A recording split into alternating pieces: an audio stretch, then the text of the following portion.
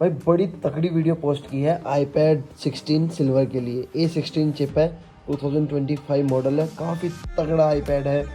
Unboxing video live कर दी है, देख सकते हो जाके। इसमें मैंने आपको कवर के बारे में बताया, बढ़िया वाला कवर, साथ में अच्छा वाला है इसका टेम्पर्ड ग्लास। और कौन सा कवर आपको लेना चाहिए, मैग्नेटिक या फिर सिंपल कवर, तो बॉटम में वीडियो लिंक नीचे शॉर्ट में ही है, जाके चेकआउट कर सकते हो। बहुत सी वीडियो मिलते हैं अगली वीडियो में।